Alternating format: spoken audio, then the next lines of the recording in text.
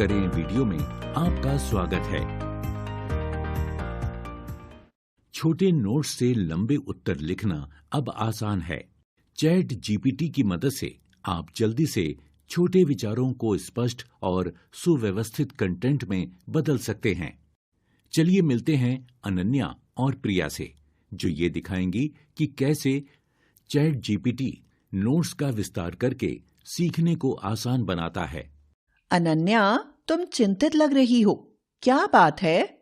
प्रिया, मैं chat GPT को समझती हूँ, लेकिन मुझे अभी भी एक समस्या है। क्या समस्या है? क्या यह तुम्हारे निबंध से जुड़ी है? हाँ, मुझे विस्तृत नोट्स लिखने हैं, लेकिन मेरे पास केवल कुछ पॉइंट्स ही है। जब मैं चैट जीपीटी से पूछती हूँ, तो ये या तो बहुत अधिक जानकारी दे देता है या फिर जरूरी जानकारी नहीं देता। ऐसा होता है।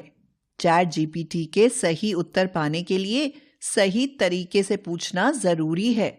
ट्रिक यह है कि तुम कैसे पूछती हो। मेरे नोट्स का विस्तार करो कहने की बजाय अधिक स्पष्टता से पूछो।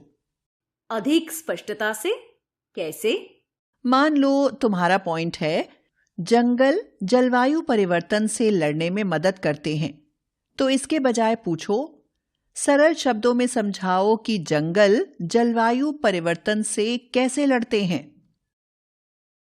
चैट जीपीटी छोटे नोट्स को स्पष्ट पैराग्राफ में बदल देता है। जितने अधिक विवरण दोगी, उतना बेहतर परिणाम मिलेगा। ओह, मैं समझ गई। मुझे अधिक विवरण जोड़ने की जरूरत है। हाँ, मैं तुम्हें दिखाती हूं। अपने विषय के लिए सरल पॉइंट से शुरू करो, जैसे 1. वनों का परिचय। 2. वर्तमान में वनों की स्थिति। 3. पर्यावरण के लिए वन क्यों महत्वपूर्ण है। 4. वनों की सुरक्षा कैसे करें। ठीक है, लेकिन मैं इन पॉइंट्स को लंबे उत्तरों में कैसे बदलूं? मैं तुम्हें दिखाती हूं। बस चैट जीपीटी से इन पॉइंट्स का विस्तार करने के लिए कहो।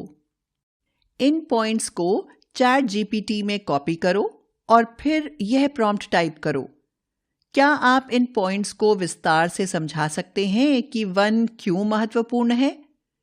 फिर यह तुम्हें एक पूरा उत्तर देगा। वाह, ये तो बिल्कुल पाठ्यपुस्तक के उत्तर जैसे लग रहा है। लेकिन अगर ये मुझे मेरी जरूरत के अनुसार उत्तर ना दे तो? अच्छा सवाल। इसके लिए चैट जीपीटी से सवाल पूछते समय अधिक स्पष्ट बनो। उदाहरण के लिए, अगर तुम्हें उदाहरण चाहिए तो पूछो, क्या आप इसे उदाहरणों के साथ समझा सकते हैं? बहुत बढ़िया। ये उदाहरण कंटेंट को समझना और भी आसान बना देते हैं।